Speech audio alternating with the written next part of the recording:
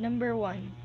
What are the responsibilities and qualifications required for a human resource manager?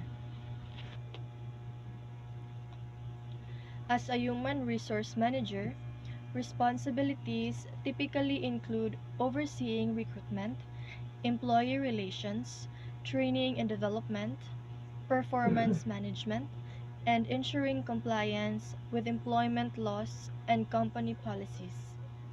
Qualifications often include a bachelor's degree in human resources or related field, experience in HR roles, strong communication and interpersonal skills, knowledge of employment laws, and the ability to handle confidential information with discretion.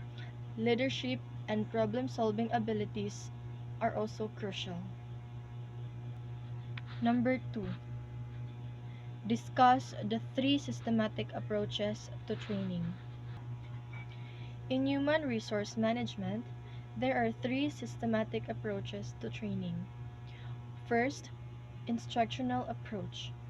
This approach involves structured learning experiences such as lectures, presentations, and demonstrations.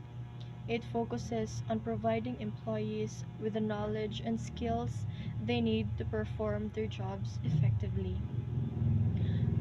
Second, experiential approach.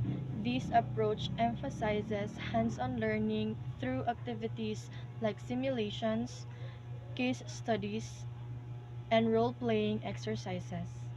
It allows employees to practice new skills in a controlled environment and learn from their experiences. Last, cognitive approach. This approach focuses on developing employees' problem-solving and critical thinking skills. It involves activities such as group discussions, brainstorming sessions, and problem-solving exercises that encourage employees to analyze information and make decisions. Each of these approaches has its strengths and weaknesses, and the most effective training programs often combines elements from all three approaches to meet the diverse learning needs of employees.